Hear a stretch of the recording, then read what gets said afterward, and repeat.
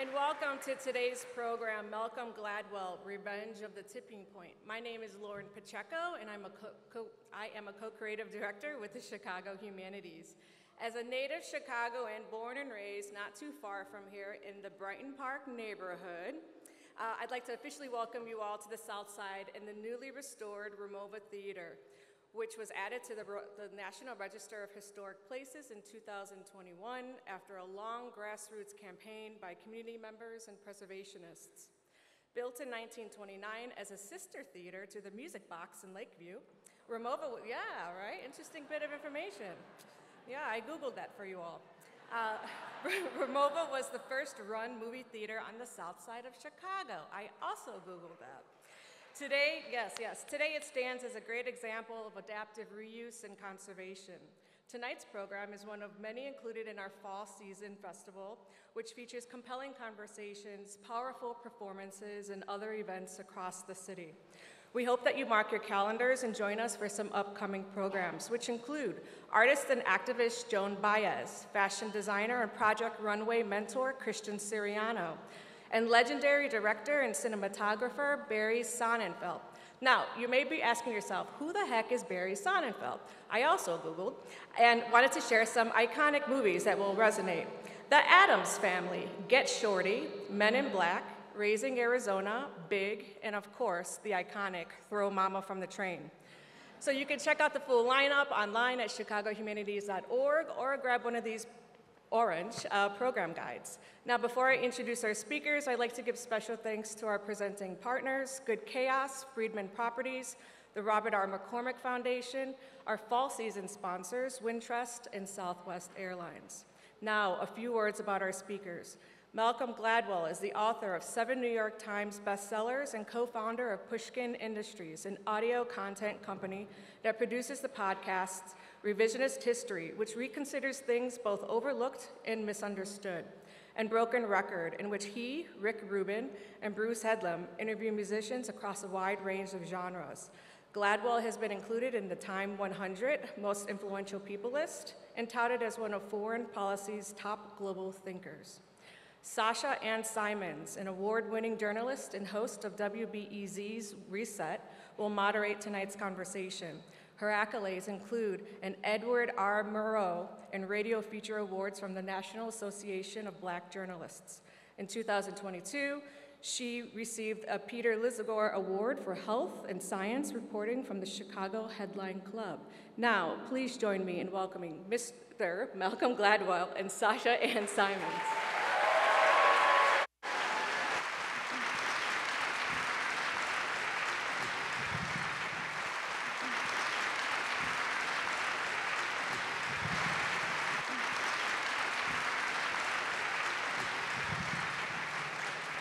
Welcome back to Chicago, Malcolm. Thank you, Sasha. Great to see you, this wonderful room here. We brought our October sunshine for you. That was just for you. So I was super excited to do this talk with you because of some pretty selfish reasons.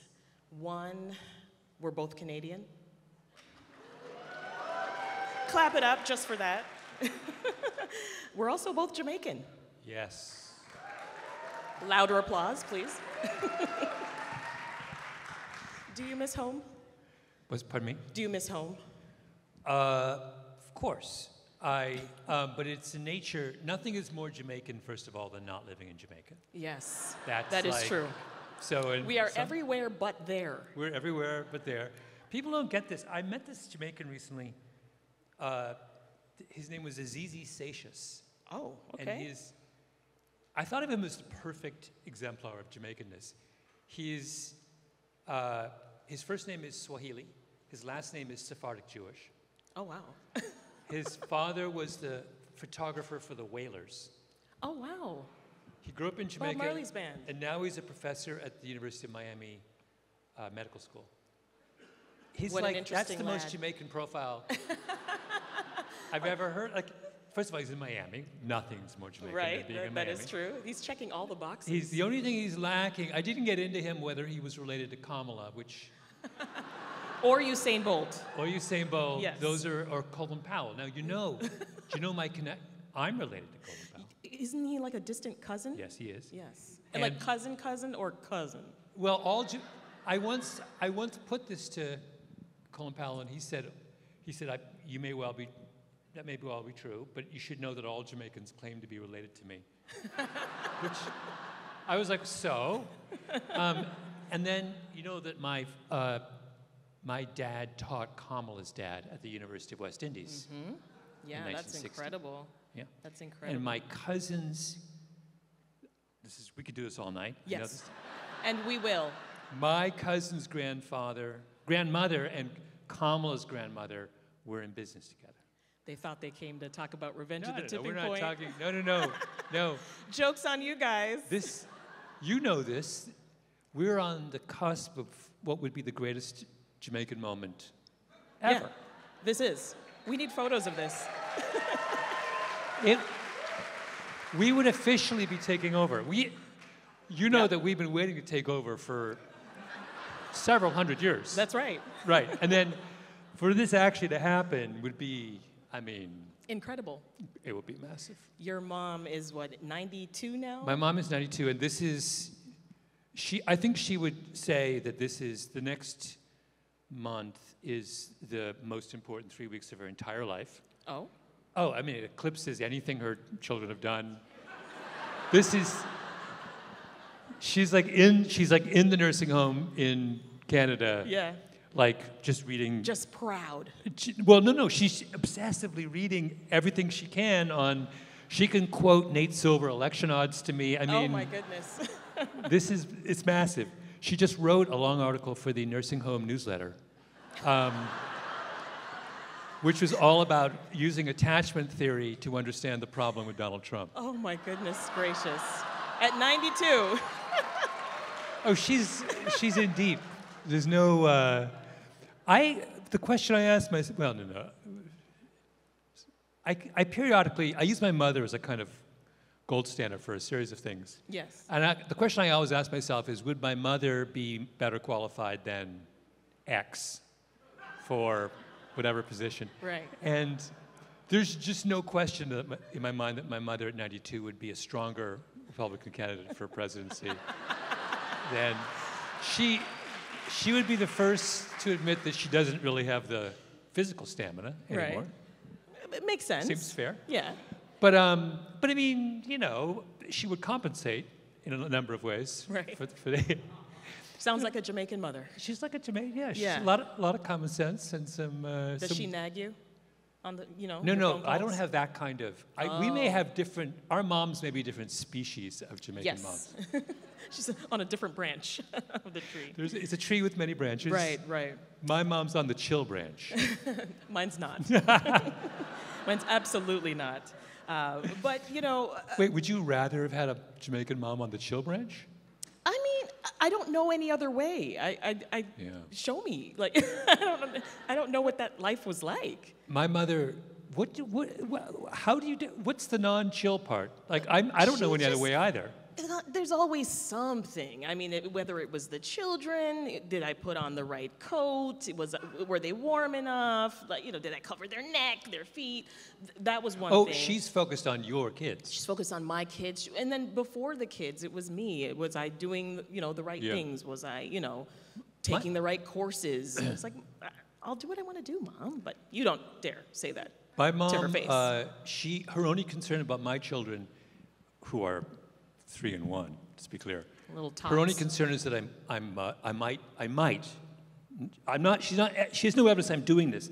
I might be pushing them too much. Her whole thing is children should be bored.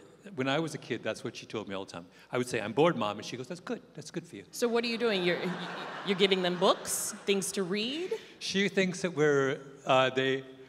Too much playtime? My eldest goes to music class once a week, and she goes, are you sure you're not tiring her out? That's her. It's a little much, Malcolm. That's my point. She's on the chill half. Oh. She's like, they should be reclining and eating, mangoes and not like. Oh man, you brought me back. Mangoes. Anyway, all right, I digress. Now, sir, you know what they say about the sequel. That right? it's a disaster? There's a lot of expectation that comes with the second book or the second film. And for consumers, sometimes it kind of feels a little off from the first. So were you concerned? About the sequel. About the sequel problem. About writing Revenge of the Tipping Point. I mean, did any of that stuff give you pause before writing it? No, I don't. There are things in life I worry about, but I don't worry about that kind of stuff. I sort of feel like you just sort of do, you know, my model, I very recently did a podcast interview with Night Shyamalan. And first of all, he's an incredibly interesting guy. And then I started to talk to people in Hollywood about Night Shyamalan. And everyone said the same thing. People who make movies, they all said, "Oh yeah, I wish I had his career." I said, "That's interesting. I would not have expected people to hold him up as the." Why do they like Night Shyamalan? Because Night Shyamalan he lives in Philadelphia and doesn't go to LA, which they think, "Oh my God, can you imagine being in the movie business and not having to go to LA?" He does whatever he wants. He's in complete control of his destiny.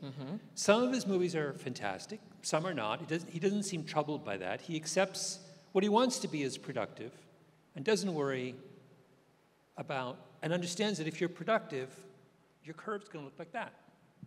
So I look at him and I say, "Oh, well, all right, some of my books are going to work. Some maybe not so much." That's what it means to be, you know, even the best baseball player in the world goes 0 for 4 every now and again. Says the guy with 7 New York Times bestsellers. No, my point is, I don't worry about that. I think you should just do stuff that interests you in the moment, and then your job's done. Well, you're about to have number 8. You heard it here first. Oh, you're very nice. Very kind. So, Tipping Point, You're just saying that because I'm a Jamaican. No.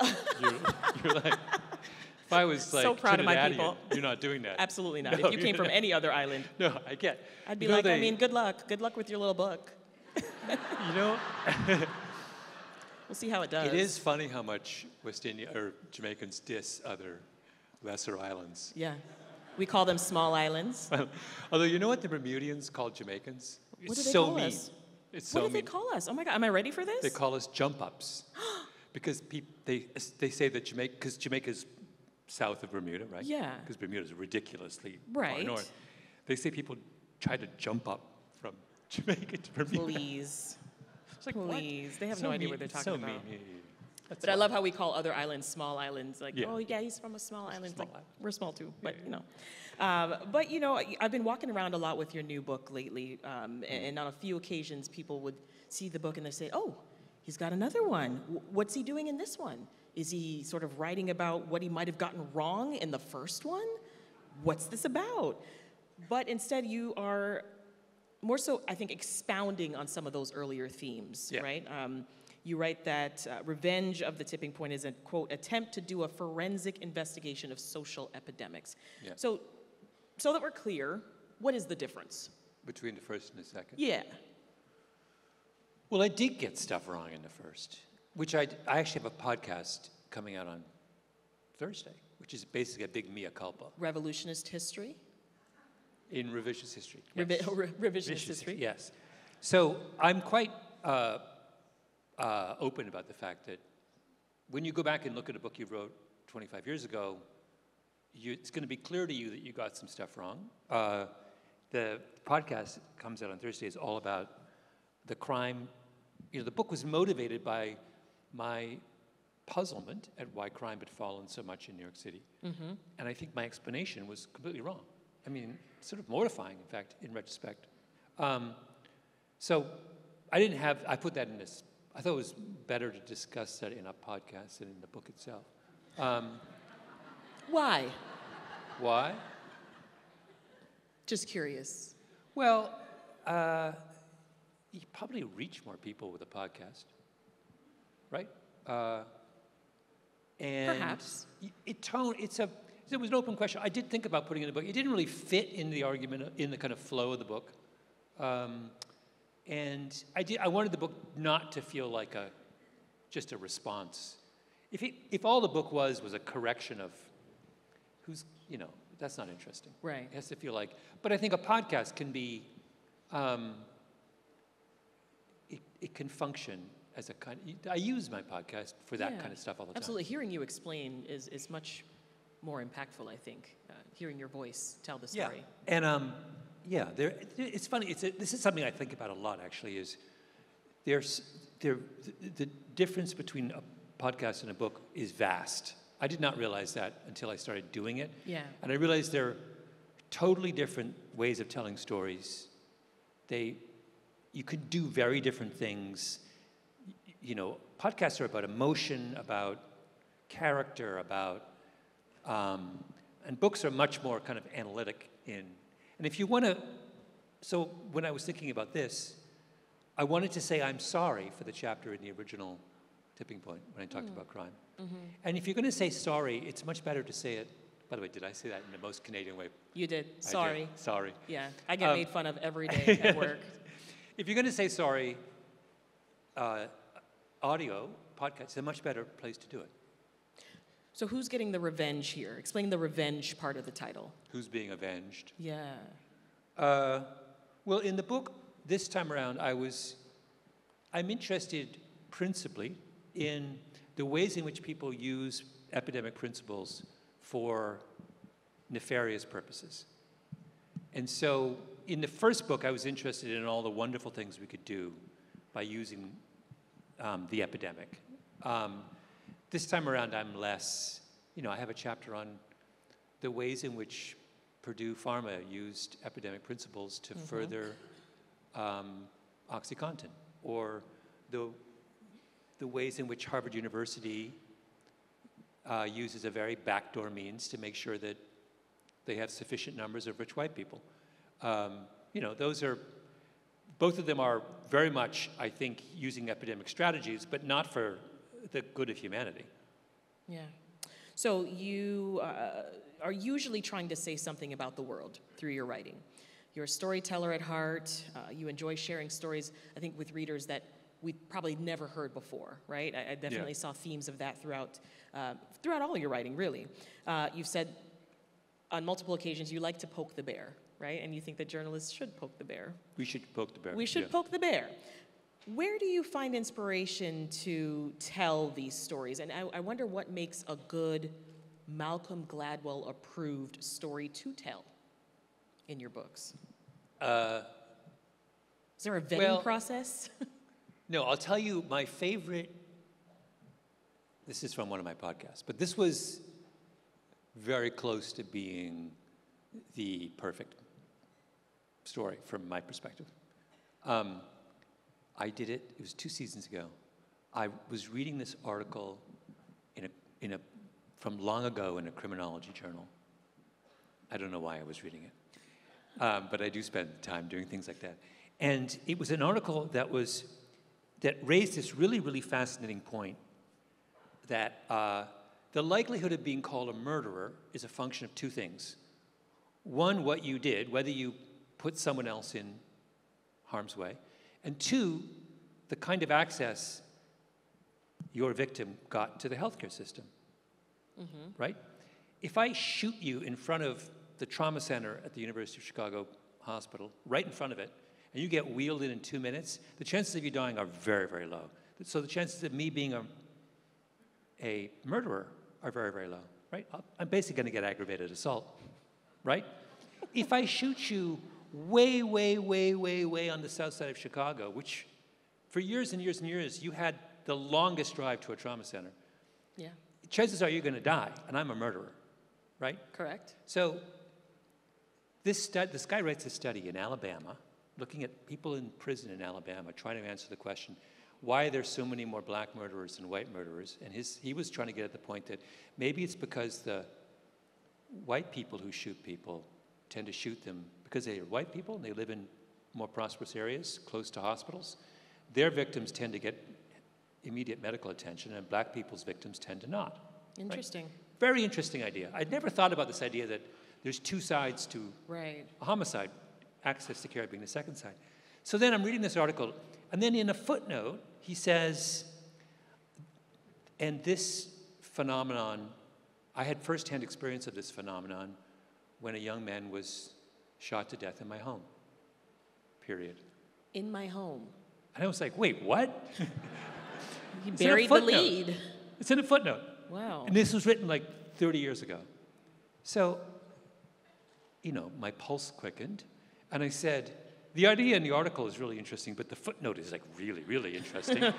So I called this guy up. I first checked to see whether he's retired, long retired, checked to see whether he's alive. Turns out he is. Call him up. Can I come and see you? He's like 90. I was like right now, can I come?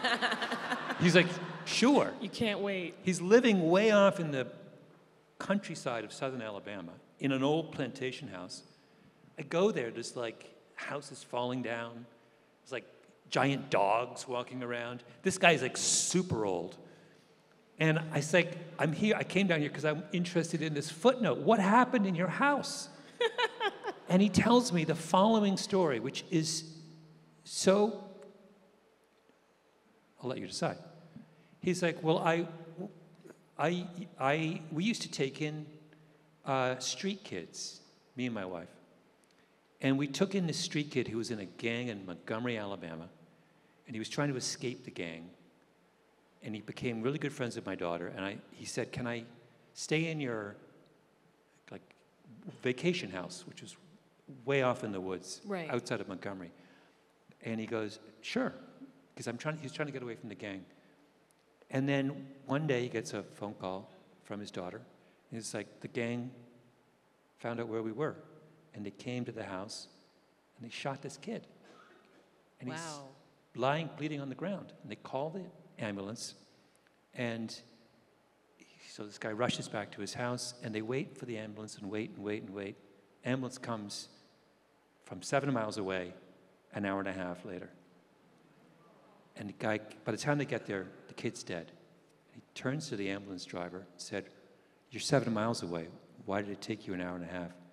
And the ambulance driver says to him, oh, we didn't realize the guy was white.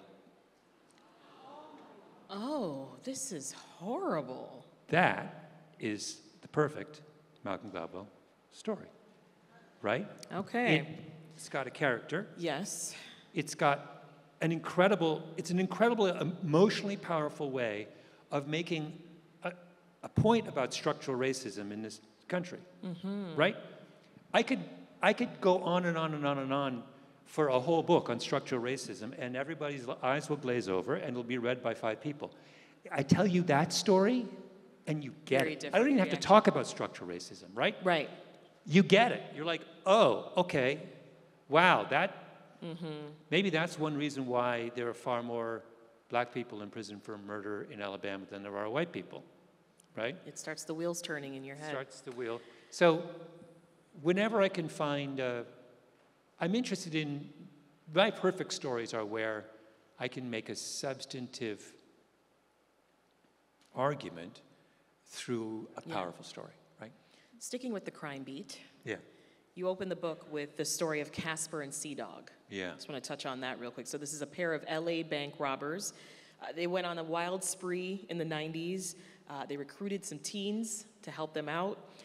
It was sparked from robberies that came before them, but they just seem to have reinvented the wheel somehow and figure out a different way to do things. And this is all with the backdrop of this big spike in the area of carjackings. Yeah. So tell us a bit more about Casper and Sea Dog and their fascinating story, and why you opened the book this way. Well, they just got out of prison, by the way. Did they? Yeah. So Casper and Sea Dog are 2 Crips in LA in the early 90s who they're drug dealers, but then they hear about there's a group called the West Hills Gang that robbed 5 banks in the late 80s. And when you rob a bank, the bank is never supposed to tell anyone how much money was taken. Big mistake. They robbed this Wells Fargo bank, and someone at Wells Fargo mistakenly says that the West Hills Gang got away with $500,000, which in $1990 is like many, many millions today. Right. Casper and Sea Dog hear this, and they're like, whoa, wait a second. This is way more than we're making selling crack. We're in the wrong business. Right. So they immediately get into the bank robbing business, but their innovation, these are not dumb people. Their innovation was, wait a second, we don't need to, the key to really making money robbing banks is not to rob the banks yourself. It's to outsource it They're observing, Absolutely. this is America in the early 90s, late 80s. They're observing that everyone in the corporate world is outsourcing as a way. Yeah. They're like, let's outsource Just it. delegate the tasks Delegate that the need to be tasks. done. So they go into the high schools on the west side in LA,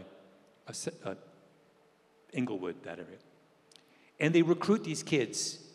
They give them semi-automatic weapons, and they send them into banks with instructions about what to do. And then the kids come out with the cash, and they put them in getaway cars, and they're just parked down the street.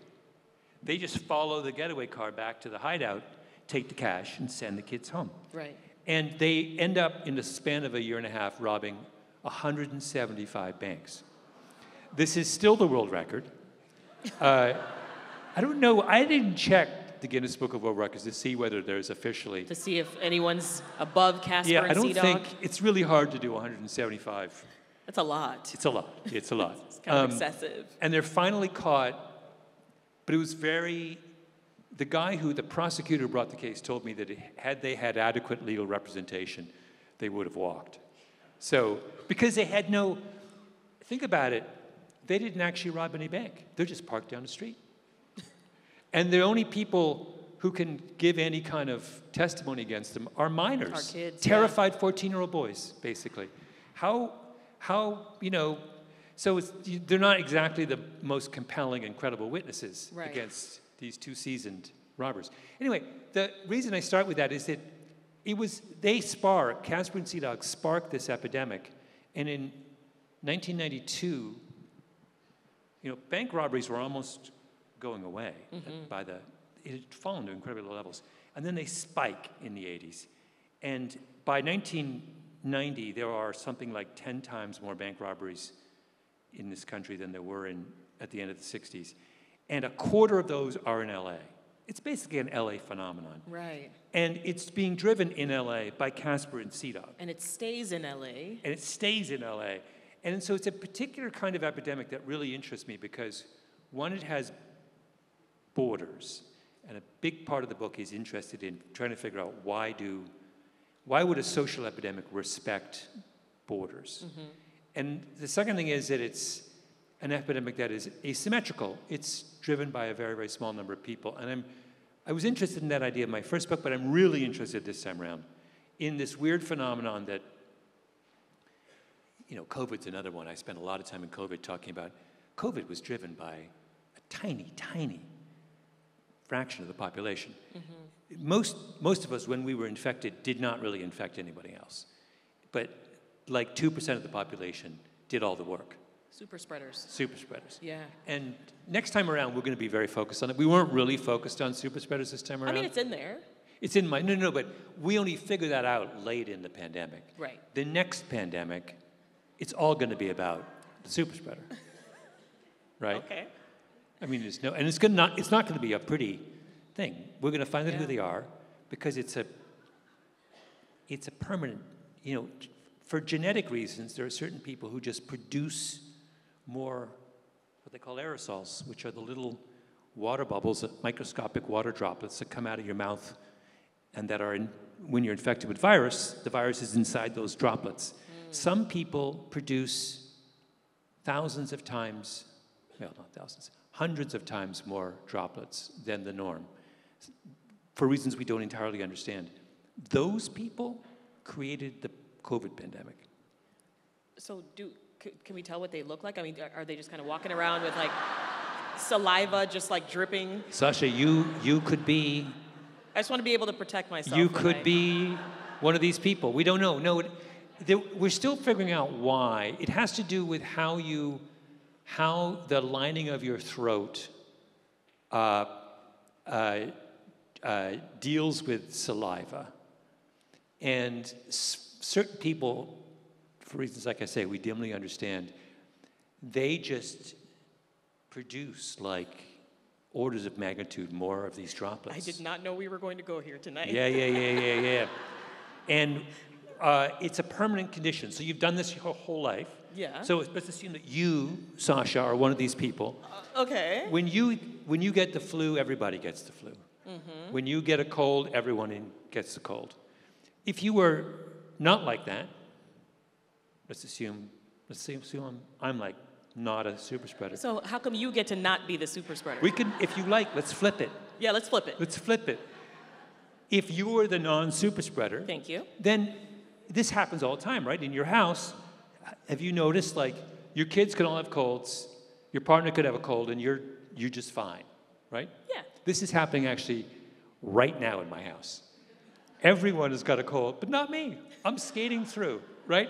You say, how is that possible, Malcolm? You have small children. They're supposed to. No, I think everyone in my house is not a super spreader. Okay. Right?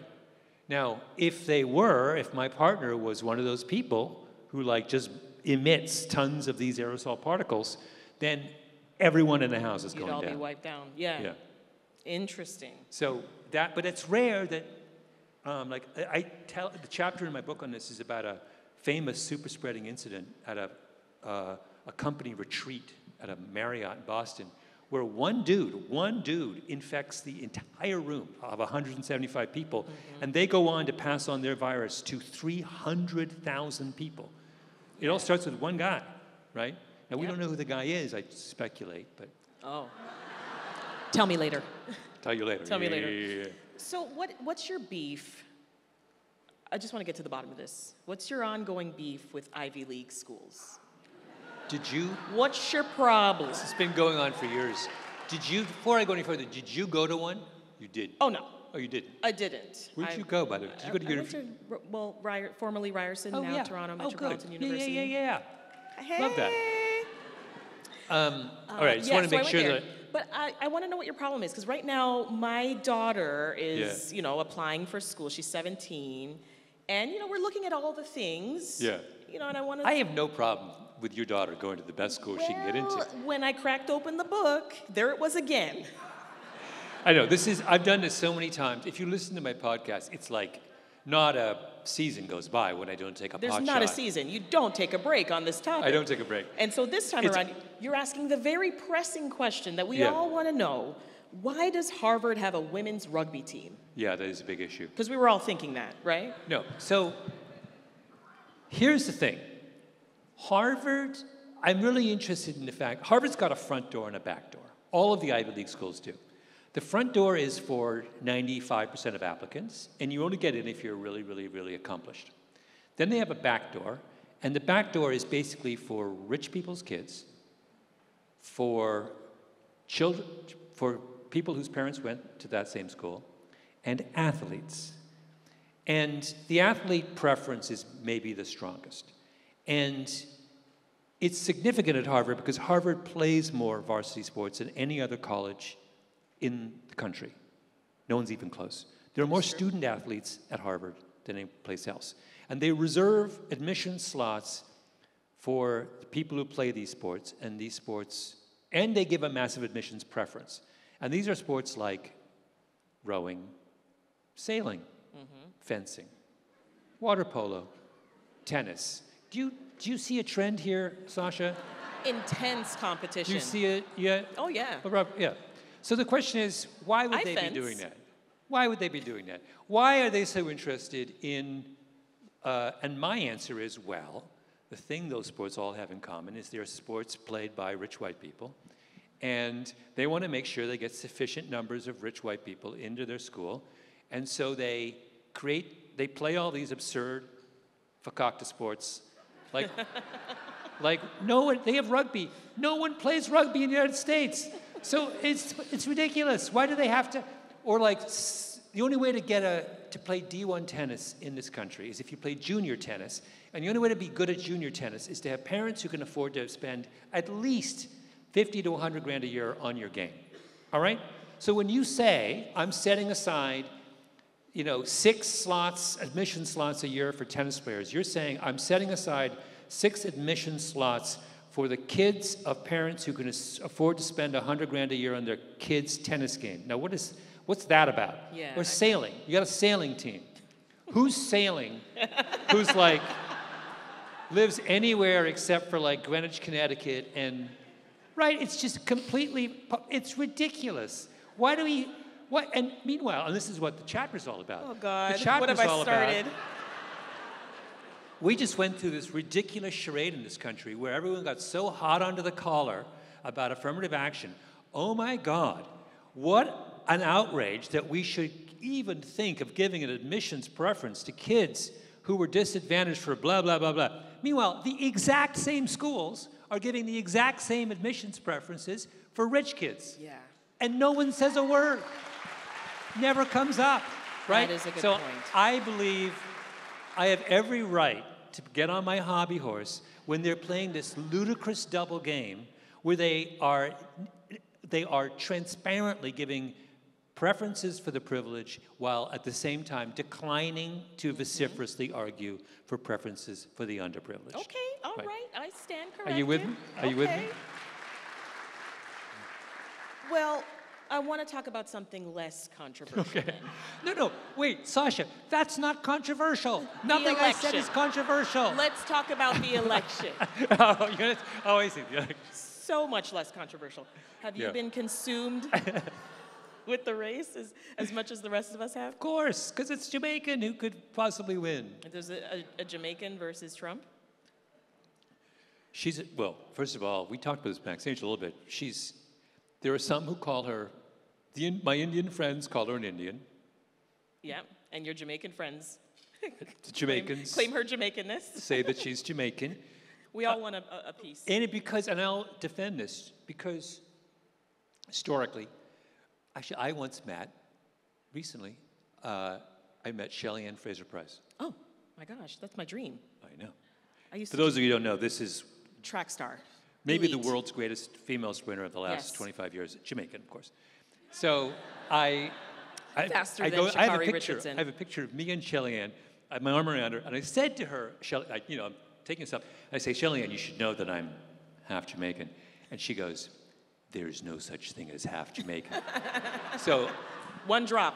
right. So Kamala, there's no such thing as half Jamaican. She's Jamaican. I'm sorry. Well, sort of related, but earlier this week, Vice President Harris did release this campaign plan focused on black men in America. Have you been sort of reading into that a little bit? So she's doing things like providing 1 million loans to black entrepreneurs and creating more black male mentor programs. She's got a health initiative for diseases like prostate cancer, sickle cell, et cetera, et cetera.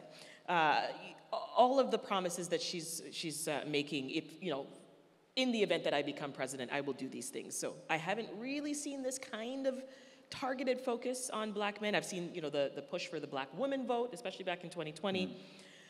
When you read the comments, though, on social media, et cetera, you kind of got a mixed bag of reaction. So I would love to hear your thoughts. You hear a lot of people say, I give her props for trying, or this is a good step in the right direction, but she misses the mark. Or has she sat down with black men? Does she know what we really want? I would just love to hear your thoughts when you saw that initiative. You mean, wait, I'm confused. I don't have a problem with it. I mean, given that the history the history of politics in this country is that is the provision of favors to people who, generally speaking, don't deserve them. So this is an example of provision of favors to people who actually might deserve them. So I would guess I'm in. If politics wasn't, I would only have a problem with it if we never gave a special deal to anybody. But it seems like that's all we do. So, some of my confusion around it too has been, hearing from the folks that say, "Oh, she should have come out with something like this earlier." But, I mean, how long has the woman had? This is my mom's. Every time I talk to my mom, she just got thrown in. This is her argument. This is her argument. She's like, "Why are they attacking Kamala? She just started." But now, my mom is someone who's very deliberate. She would, if she were in Kamala's shoes, it would take her several years to come up with she'd think about it.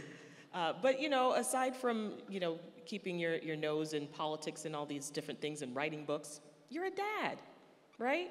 I am a dad. You're a fairly new dad. I'm a new dad.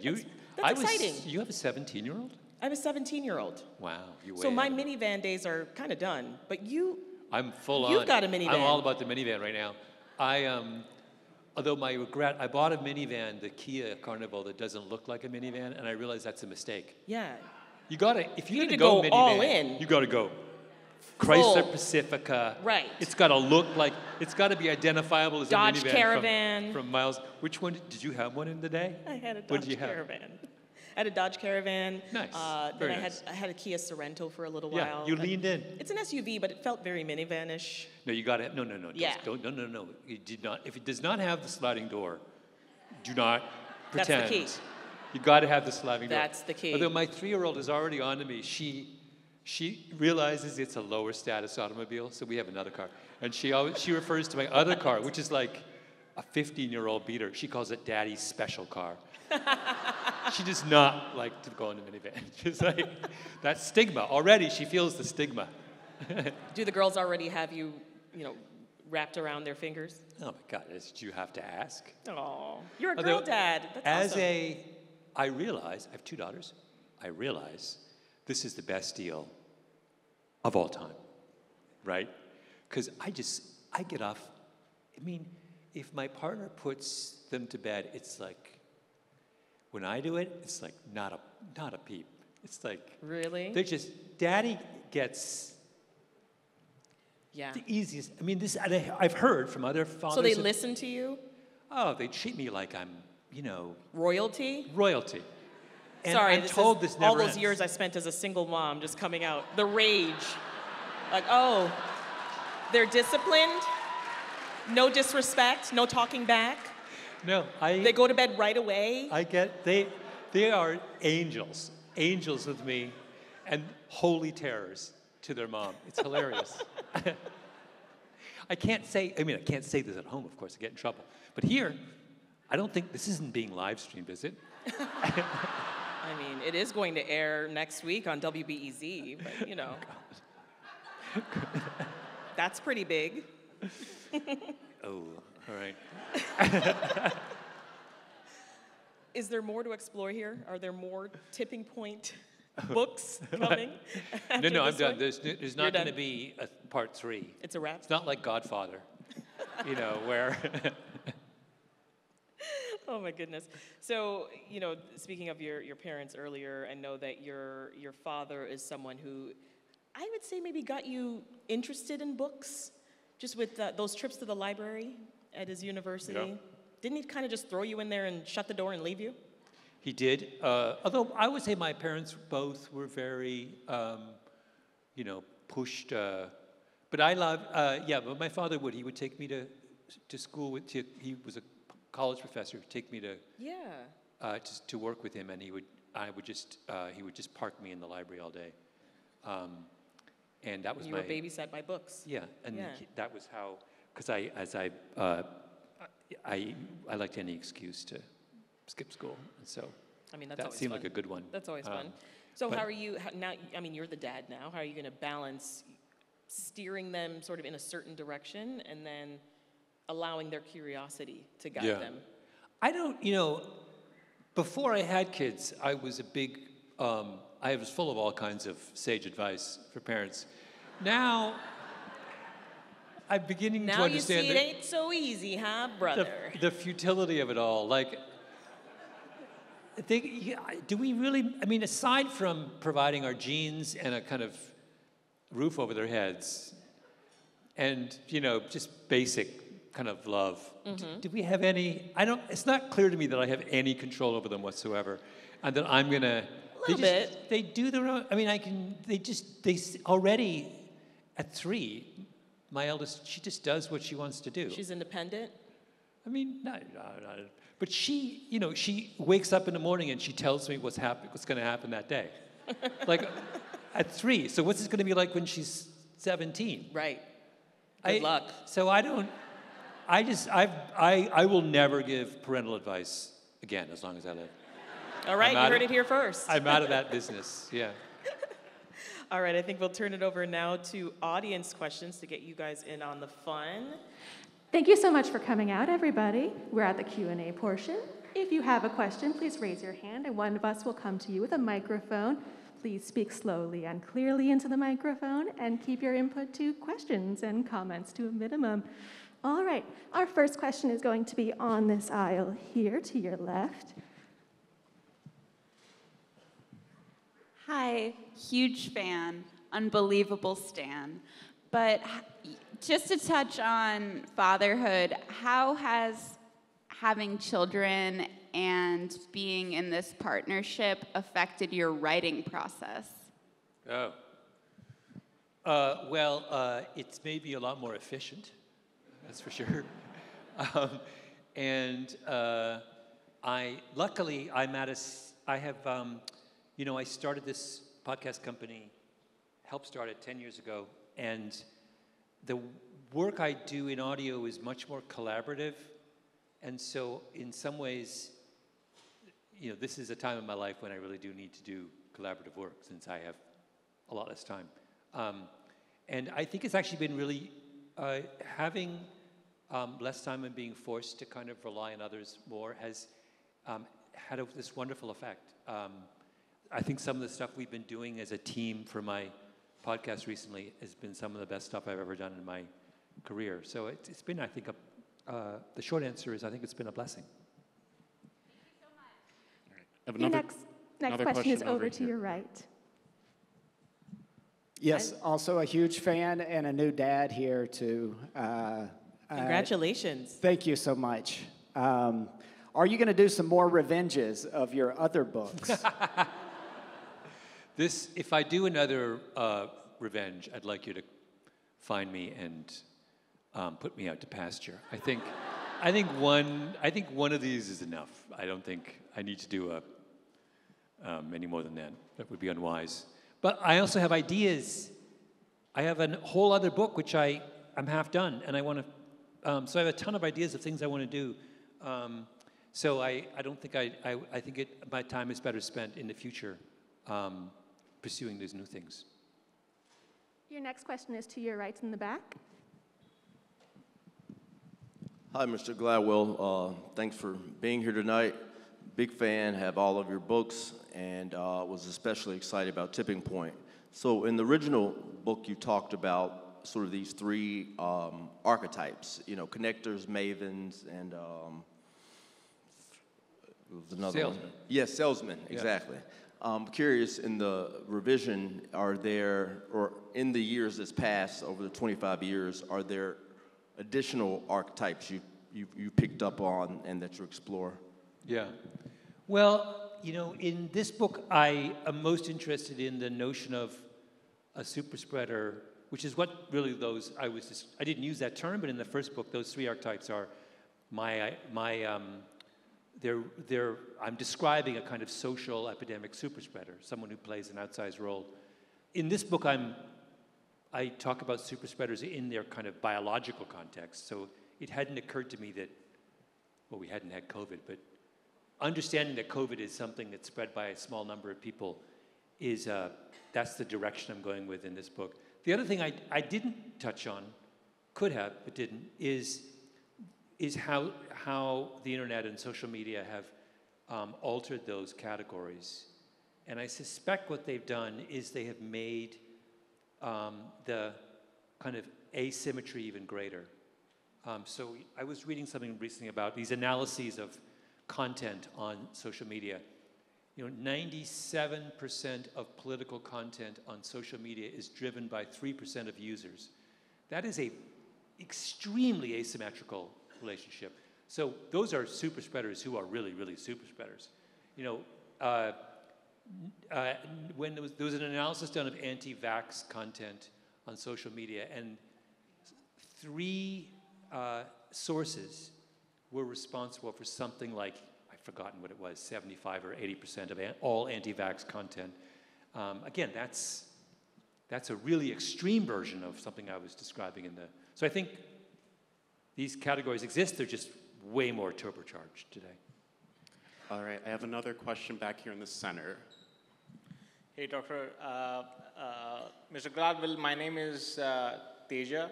I'm a professor at the University of Illinois at Chicago. I do want to mention that every grad student I get in my lab, I give them 5 of your books, and I ask them to finish all of them before they talk to me about how they want to do their research. So, thank you for providing me for 3 months of free time before I talk to my grad students. so much. Now that I made my comment, my question is, in your recent podcast, you mentioned about the biggest failure of your Blink becoming a movie.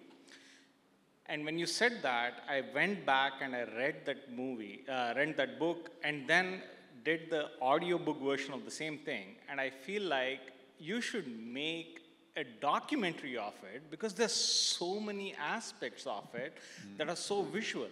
Whether it is from the thin slicing of things that Dr. Gottman did, all the way to how this person shot someone when they saw someone who's driving the car. I feel like it's a missed opportunity, the way that we see in the grant world in the NIH. When we say it's a missed opportunity, I'm not going to give this person money. I feel like this is a missed opportunity. I feel like you should do a documentary, and I really want to hear your voice saying, oh, this is the so-and-so muzzle of the face moving to tell me this person in the tribe is homosexual and is so much more aggressive. I really think you should do it, and I really would appreciate if you actually I think you should do the documentary and hire this guy All right. as the lead actor. Add that to the note. Thank you for that suggestion. But as referenced with my previous from the previous question I answered, I don't have any time anymore. So if you'd asked me that when I was single and 30, I would have been very much in favor of that idea. But now I'm like, there's a small number of things that I have time to tackle. Your next question is here to your right. Sasha, we love listening to you, my wife and I, and household names, so great to see you on stage, actually. I didn't know what you look like. I should have Googled you. So Malcolm, I have a question for you. Is there a tipping point that didn't make the cut in your book? Point one. And point two is there a tipping point on democracy? Yeah. Oh, wow. That's a yes. I don't know if I have a ready answer to that. I don't think so. I sort of think even if the worst case scenario happens 3 weeks from now, I think I have confidence that that we will survive as a functioning democracy. I'm someone who doesn't think that the country is as divided as it seems. I think it's that in large part that's an illusion that's created by the way we talk to each other and the things we choose to highlight. So I don't see any kind of broad national tipping point on the horizon when it comes to politics. There are other things that I see tipping points happening, but not in that realm.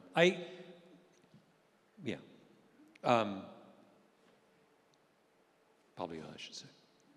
All right, I have another question back here in the center. What do you think of the NFL's new helmets? What do I think of the what? I didn't hear that. Oh, what do you think of the NFL's new helmets? Oh, this is a reference to a crusade that I had lots of crusades. I used to have a crusade against, about concussions in football. I have two things. One is that I'm pleased that they're paying some attention to this, although they're not really paying attention to it. We have learned a lot of things about concussions in the 10 years or so since I first took up this cause. And one is that it does seem like the real damage to football players is being done at a very early age. And that if we simply postpone tackle football until high school, we would that's the intervention that would do the most good. So fixing the problem at the NFL level may well be too late. That what we should be doing is rethinking the way kids play the game. And I think that's probably the best avenue for for dealing with what continues to be if any other profession had this pattern of morbidity, they would be hell to pay, right? Yeah. I mean, if lawyers were getting dementia at a rate several times higher than the general population, you could bet there would be a solution. Right? Your final question is all the way to your left on the side.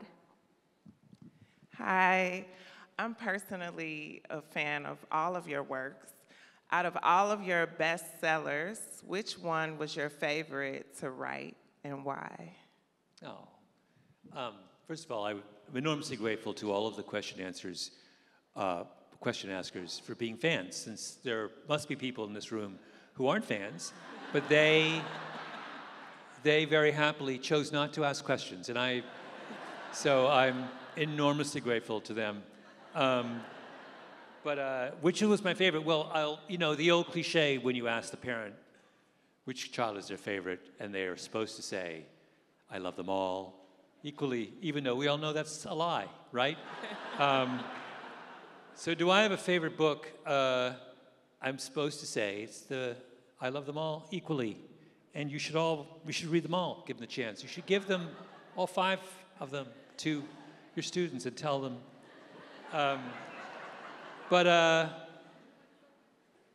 Which one have I enjoyed the most?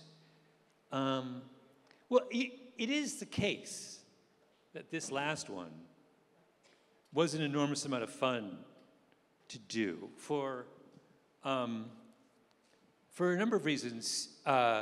One is that it was, there were a number of chapters. Usually when you write a book, you have the following phenomenon, is you write a chapter on a book about something that you knew a little bit about, and in the course of reporting it out, you learned a lot more. With this book, it was the first time I've ever written a book where there were numerous chapters where everything I learned came as a surprise to me. So there's a chapter in the book on the Holocaust, which is all about the fact that prior to the late 70s, people didn't talk about the Holocaust, which makes no sense. And when I learned about this very randomly, because I was going for a walk with a friend of mine named Michael, and Michael's full of odd facts, and he said to me once, he's Jewish, he said to me, he was talking about he had an aunt who was a Holocaust survivor. And he was talking about his aunt. He said, well, she never talked about it.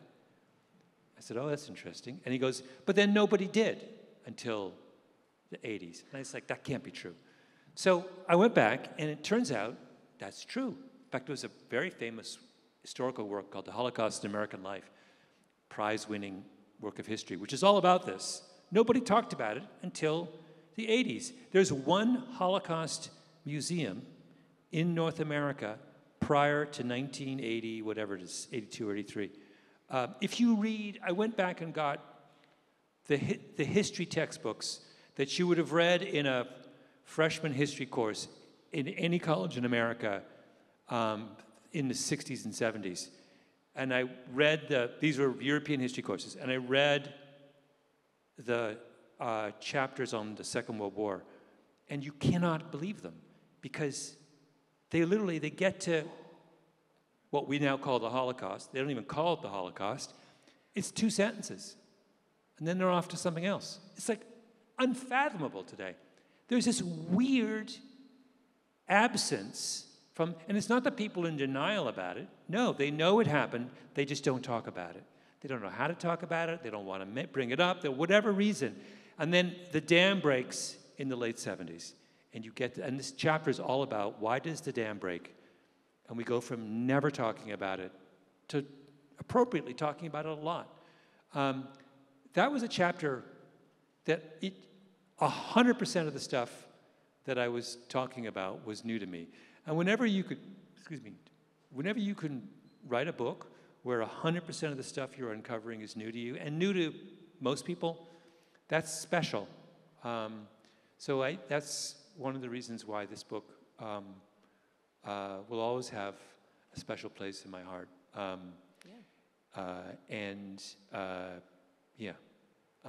never say that about my It's a great book, folks. Revenge of the Tipping Point, Over Stories, Super Spreaders, and the Rise of Social Engineering. Malcolm Gladwell, thank you for spending time with us. Let's rise.